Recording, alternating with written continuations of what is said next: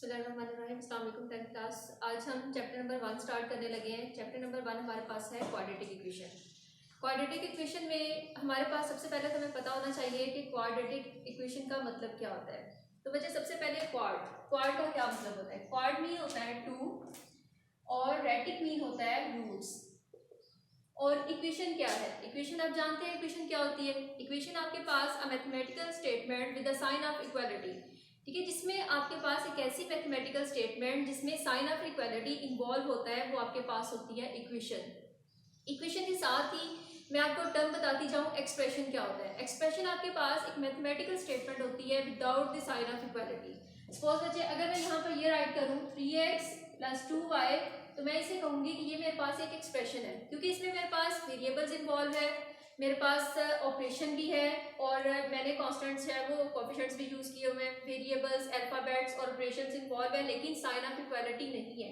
अगर sign of equality नहीं होगा इसको मैं बोलूँगी कि ये मेरे पास है एक्सप्रेशन। लेकिन अगर मैं इसी एक्सप्रेशन को इस फॉर्म में राइट कर दूँ देन ये मेरे पास फॉर्म हो जाएगी इक्वेशन।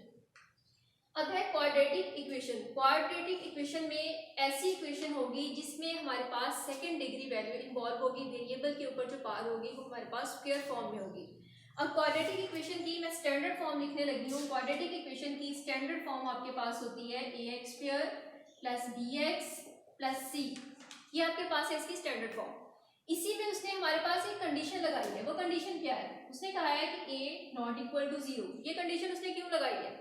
अब देखें कि अगर हम a को 0 बना दें, यहाँ पर मैं सपोज अगर कर लूँ कि a मेरे पास 0 है, तो जो मेरे पास x² है वो भी क्या हो जाएगा, 0 हो जाएगा।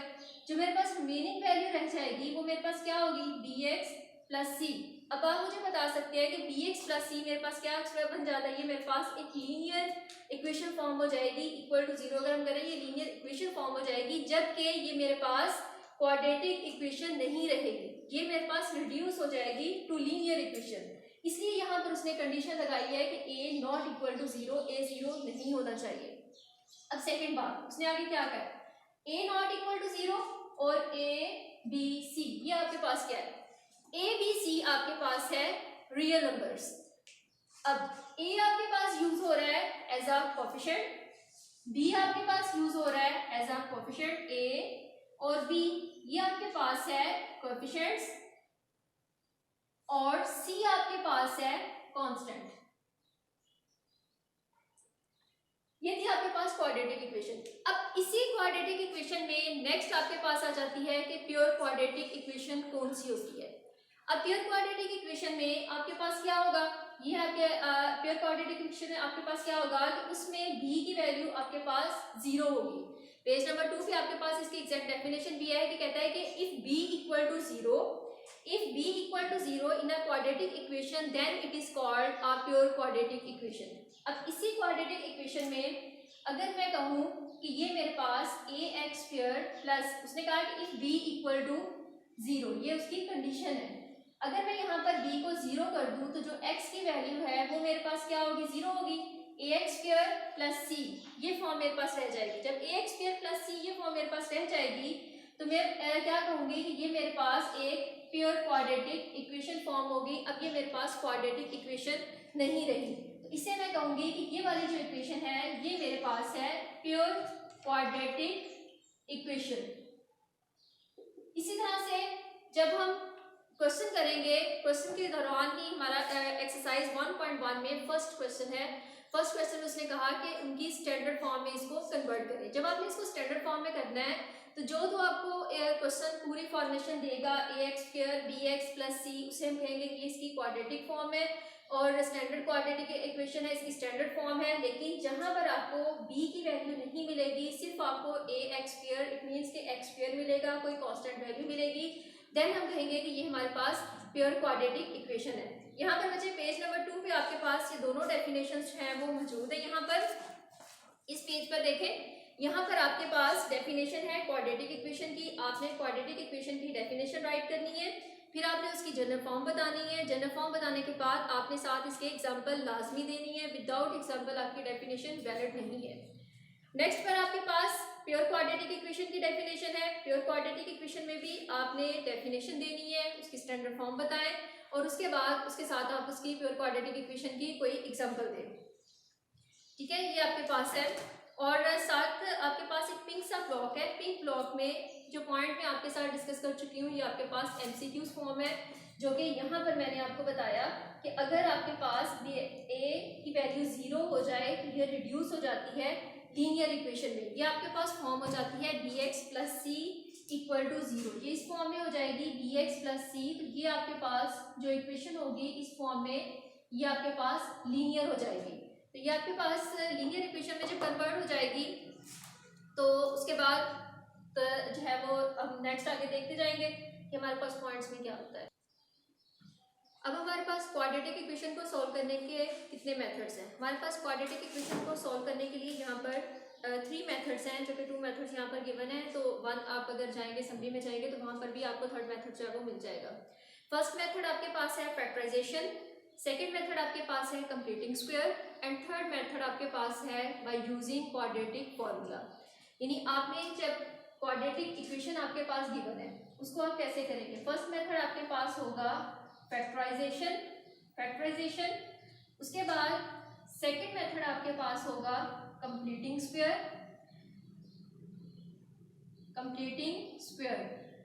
और थर्ड मेथड आपके पास होगा बाय यूजिंग फॉर्मूला। अब फॉर्मूला वो कौन सा है जिसको आप यूज करके इसको सॉल्व करते हैं। वो फॉर्मूला आपके पास है quadratic formula, minus b plus minus b square minus 4ac over 2a। क्योंकि हमें पता है कि जो क्वेश्चंस जिनके ऊपर हमारी फैक्टराइजेशन नहीं होती उनको हम कर सकते हैं बाय यूजिंग क्वाड्रेटिक फॉर्मूला। ये आपके पास इंपॉर्टेंट शॉर्ट क्वेश्चन भी है और आपके पास ये इंपॉर्टेंट एमसीक्यूज भी है, how many methods to solve the quadratic equation. ठीक है, नेक्स्ट बच्चे हम अपनी एक्सरसाइज पे आते हैं। एक्सरसाइज हमारे पास है 1.1 एक्सरसाइज में सबसे पहले उसने हमसे ये पूछा है कि आप इन इक्वेशंस को सॉल्व करें, इसकी स्टैंडर्ड फॉर्म में कन्वर्ट करें, right the following quadratic equation in standard form and point out the pure quadratic equation. जो तो हमें ax² plus bx plus c ये तीनों टर्म के साथ हमें वैल्यूज दे रही है, इट मीन्स कि वो हमारे पास क्वाड्रेटिक इक्वेशन की स्टैंडर्ड फॉर्म है। लेकिन जहां पर हमें a की वैल्यू नहीं मिल रही, जस्ट b और c के साथ यानी x और कांस्टेंट टर्म ये 2 वैल्यूज अगर हमें मिल रही है देन वो हमारे पास प्योर क्वाड्रेटिक इक्वेशन होगी। तो इसी तरह से हम जो है वो एक्सरसाइज 1.1 स्टार्ट करते हैं जी। अब हमारी एक्सरसाइज है 1.1 एक्सरसाइज का मैं पार्ट नंबर 3 करने लगी हूँ। पार्ट नंबर 3 में ये देखिए क्वेश्चन गिवन है आपके पास, राइट मैंने कर लिया यहाँ पर। अब यहाँ पर हम क्या करेंगे, लेंगे LCM by taking LCM on both side, या simple multiplying on both side हम कर लेते हैं बाय टेकिंग एलसीएम।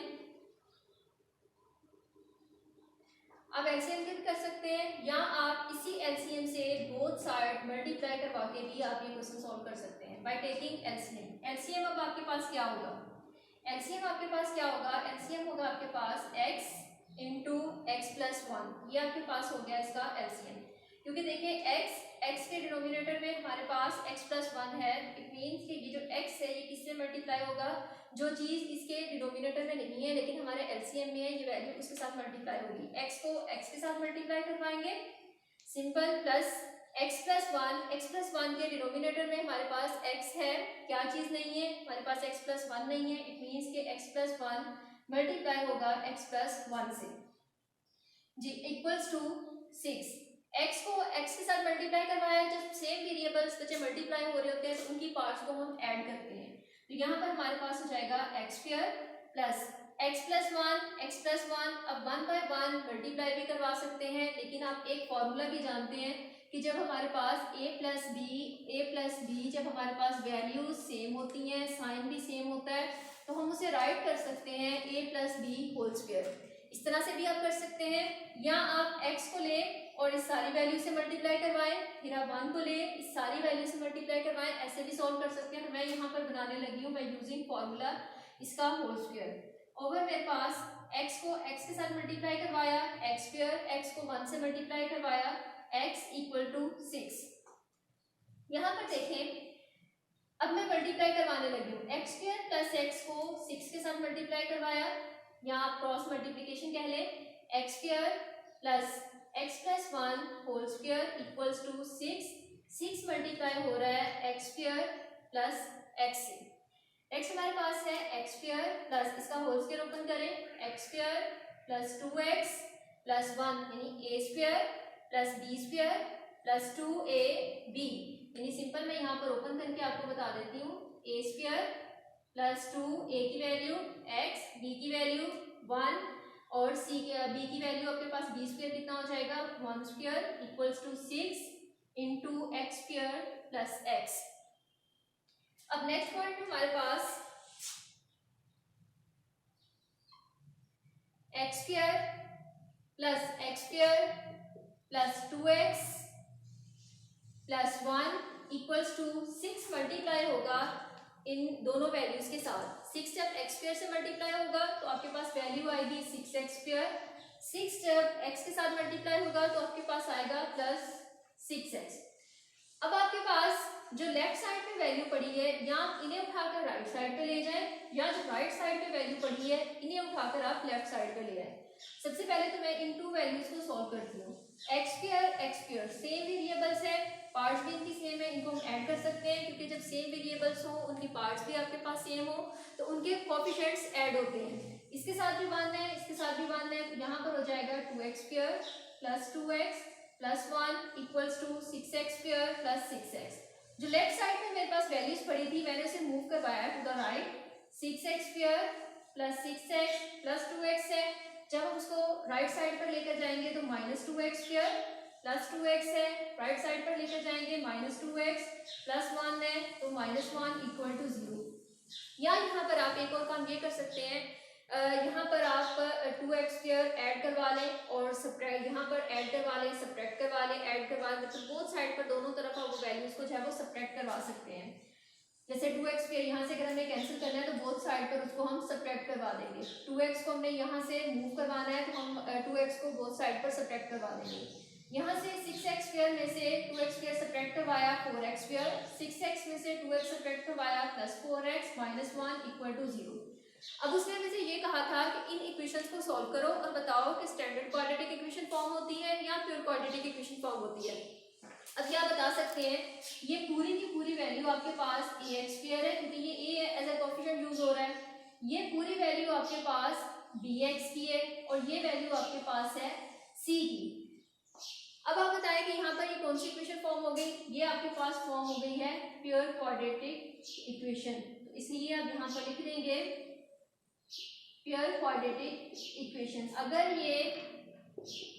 अगर यहाँ पर b की वैल्यू ना होती, सिर्फ होता 4x स्क्वायर माइनस 1, तो फिर हम यहाँ पर लिखते कि ये हमारे पास जो है वो ये हमारे पास प्योर क्वाड्रेटिक इक्वेशन, हमारे पास standard form of quadratic equation है। अगर हमारे पास है स्टैंडर्ड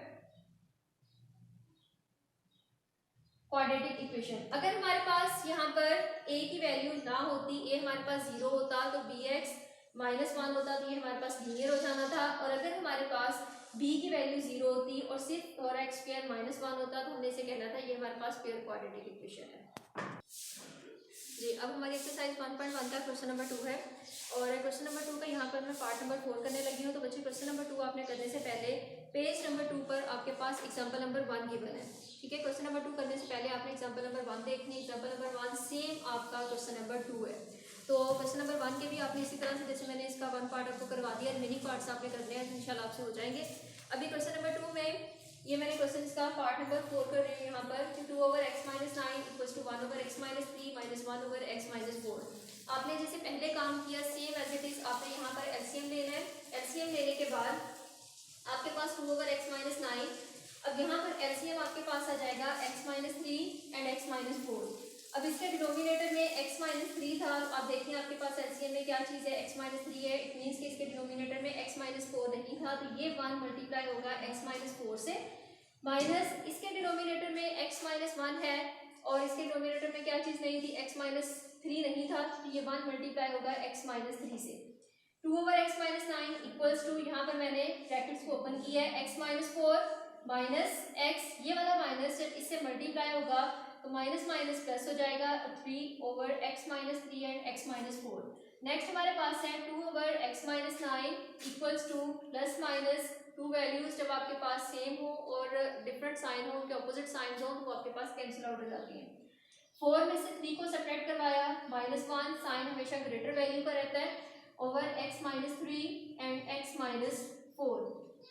नेक्स्ट आपने क्या करना है, नेक्स्ट आप लिखें by cross multiplication, by cross multiplication.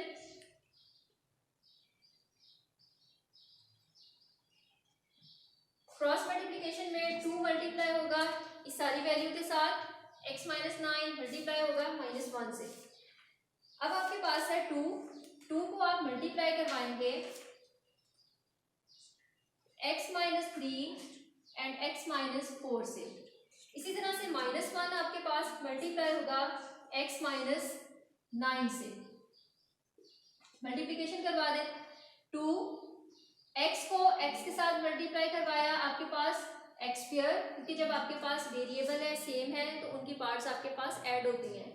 x को x के साथ मल्टीप्लाई करवाया x square, first value plus की, ये माइनस की, प्लस माइनस माइनस, x को 4 से मल्टीप्लाई करवाया 4x, प्लस माइनस माइनस, 3 को x के साथ मल्टीप्लाई करवाया 3x, ये माइनस जब इस माइनस से मल्टीप्लाई होगा plus 3 4 time 12 equals to -x minus minus plus, और ये आपके पास ये प्लस माइनस माइनस x, फिर ये माइनस माइनस प्लस, और ये 9, 2 into x square -4x -7x -4x -3x -7x plus 12 equals to -9 plus 9। 2 को मल्टीप्लाई करवा दें, 2x square -2 7 time 14x plus 12 2 time 24 equals to -x plus 9।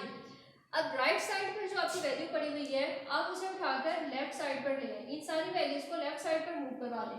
2x square -14x plus 24 -x है, left side पर move करवाया, plus x plus 9 है, left side पर move करवाया -9 और equal to 0। 2x square 14x में से x को हमने सब्ट्रैक्ट करवाया -13x, 24 में से आपने 9 को सब्ट्रैक्ट करवाया, जब 24 में से 9 को सब्ट्रैक्ट करवाएंगे तो आपके पास रह जाएगा प्लस 15 इक्वल टू 0। अब देखिए पहले मुझे उसने कहा था कि फैक्टराइजेशन करें। फैक्टराइजेशन तो आप तब तक नहीं कर सकते जब तक आपके पास क्वाड्रेटिक इक्वेशन फॉर्म नहीं होती। क्या ये हमारे पास क्वाड्रेटिक इक्वेशन थी? नहीं, ये क्वाड्रेटिक इक्वेशन नहीं थी। हमने इस क्वेश्चन को सॉल्व किया और अब हम पहुंच गए हैं अपनी standard form of quadratic equation पे। अब क्वाड्रेटिक इक्वेशन जब आपके पास फॉर्म हो गई है, इसके बाद आपने यहाँ पर करनी है इसकी फैक्टराइजेशन। अब फैक्टराइजेशन में क्या करेंगे आप, आपके पास वैल्यू है 2x square -13x plus 15 equal to 0, ये आपके पास है। अब यहाँ पर आपने जब फैक्टराइजेशन करनी होती है तो फैक्टराइजेशन करते हुए आपने ये रूल हमेशा याद रखना होता है कि आपने फैक्टर्स कैसे बनाने हैं। अब फैक्टर्स आपके हमेशा बनते हैं आपकी कांस्टेंट वैल्यू को देखते हुए और x स्क्वायर के साथ जो लीडिंग कोएफिशिएंट होता है, जो वैल्यू आपके पास कोएफिशिएंट मल्टीप्लाई हो रही है वो वाली वैल्यू। 15 को जब 2 से मल्टीप्लाई करवाएं तो आपके पास क्या आता है 30, आपके पास आ जाता है 30। अब फैक्टर बनाने के आपके पास 2 मेथड्स हैं। यहाँ पर मैं फर्स्ट आपके साथ डिस्कस करूँ पहले।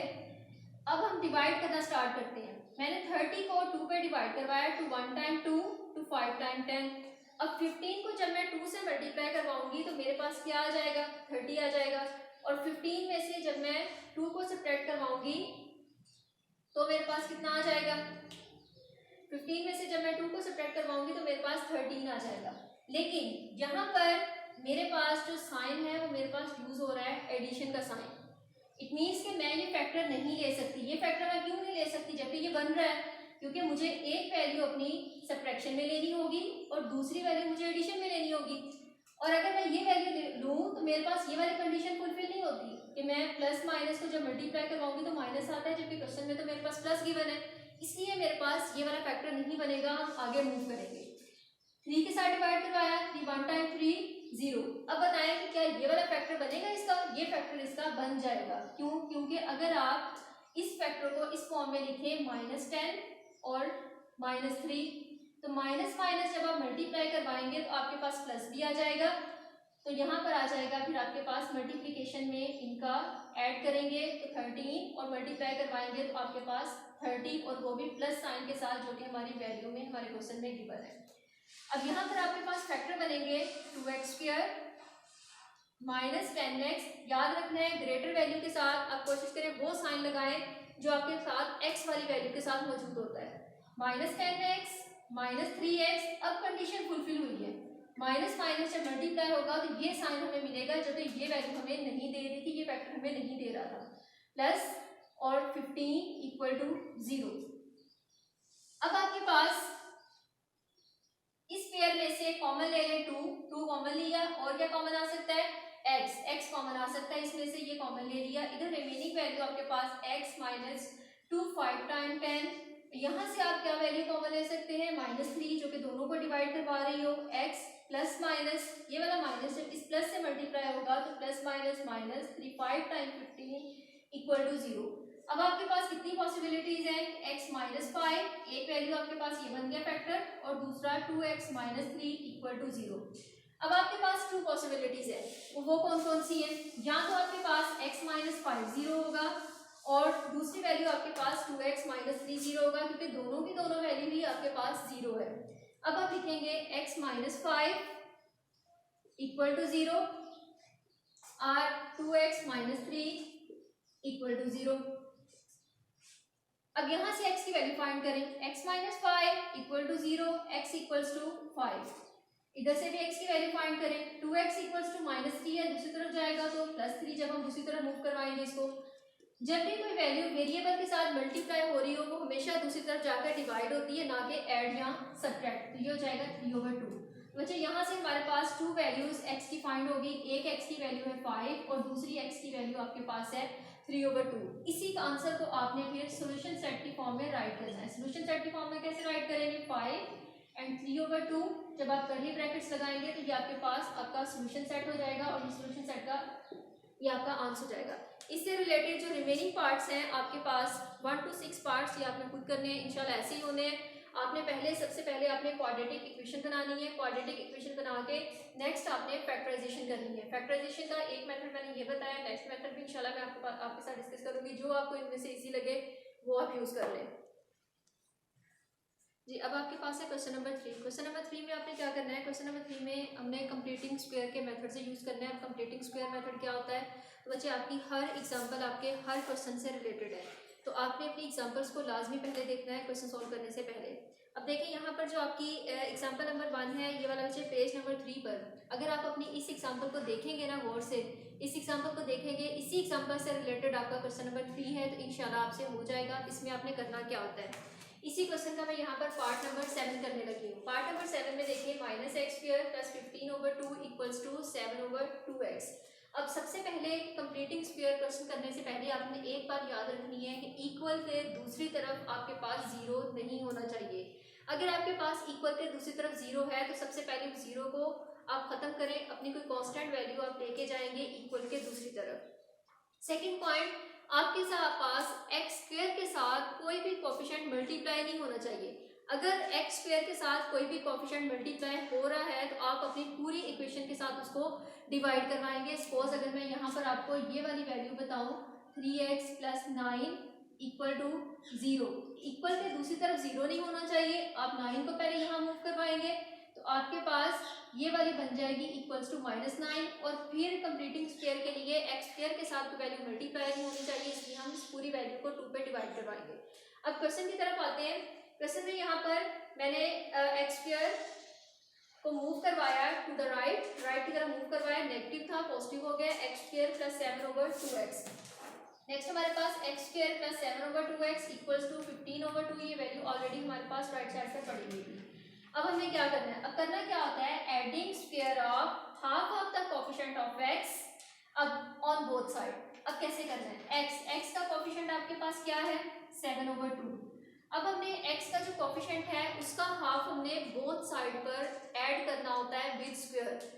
हाफ आपके पास जब हमने किसी भी वैल्यू का हाफ करना होता है, जैसे 5 है, मुझे अगर इसका हाफ करना है तो मैं इसको क्या करूंगी 2 पे डिवाइड करवाऊंगी। अगर मुझे 7 है, इसका हाफ करना है तो मैं 2 पे डिवाइड करवाऊंगी। सपोज 7/2 है, मुझे इसका हाफ करना है तो इट मींस कि मैं उसे 2 पे डिवाइड करवाऊंगी। इसलिए मैं यहाँ पर half of the coefficient of x, half ये कोफिशिएंट ऑफ x आपके पास है 7/2, इसका स्क्वायर आपने लेना है तो आपके पास 7/4 हो जाएगा। इसलिए आपने 7/4 का स्क्वायर आपने बोथ साइड पर ऐड करना है अपने क्वेश्चन में। यहाँ पर मैंने ऐड कर दिया है x² + 7/2x + 7/4 equals to 15/2 + 7/4 whole square. Both side पर हमने ये वाला होल स्क्वायर ऐड कर दिया। नेक्स्ट आपके पास है x square plus 7/4 whole square equals to 15/2 plus 49/16। X plus 7/4 whole square LCM लिया, 16 आपके पास एलसीएम आ जाएगा। 2 8 टाइम्स 16 होता है, अगर आप डिवाइड करवाएं तो 15 को 8 से मल्टीप्लाई करवाया 120 प्लस 49 ऐड करवाया 169/16। अब हमने x की वैल्यू फाइंड करनी है। जब भी स्क्वायर को खत्म करवाना होता है तो हमने स्क्वायर रूट लेना होता है, इसलिए हमने square root taking square root on both side, दोनों तरफ जब हमने स्क्वायर रूट लिया तो हमारे पास यहाँ से ये वैल्यू आ गई x plus 7/4 equals two plus minus 13/4। क्योंकि जब भी हम प्लस माइनस लेते हैं तो हमने स्क्वायर रूट लेते हैं तो हमने हमेशा प्लस माइनस लगाना होता है। तो नेक्स्ट में अब हम इस वैल्यू को सॉल्व करेंगे। इस वैल्यू को हम सॉल्व कैसे करेंगे? ये वैल्यू हमारे पास है x plus 7/4 equals two plus minus 13/4। इस वैल्यू को आपने एक दफा प्लस के साथ सॉल्व करना है और एक दफा आपने इसको माइनस के साथ सॉल्व करना है। जैसे x प्लस 7/4 इक्वल्स टू 13/4, एक दफा आप इस वैल्यू को प्लस के साथ सॉल्व करेंगे और नेक्स्ट टाइम आप इसी वैल्यू को माइनस के साथ सॉल्व करेंगे। x plus 7/4 equals to minus 13/4। यहाँ से x की वैल्यू अगर आपने फाइंड करनी हो 13/4 प्लस 7/4 है, राइट की तरफ मूव करवाएं माइनस 7/4। यहाँ से भी x इक्वल्स टू माइनस 13/4 है, प्लस है, राइट साइड पर मूव करवाएं माइनस 7/4।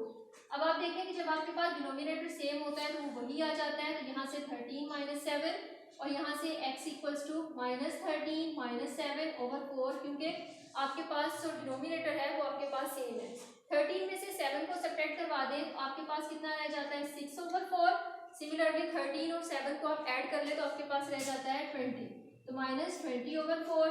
तो यहाँ से 2 2 time 4 2 3 time 6 x equals to 3/2 और यहाँ से 4 5 टाइम 20, तो x की वैल्यू आपके पास एक आ गई -5 और दूसरी आपके पास x की वैल्यू आ गई 3/2।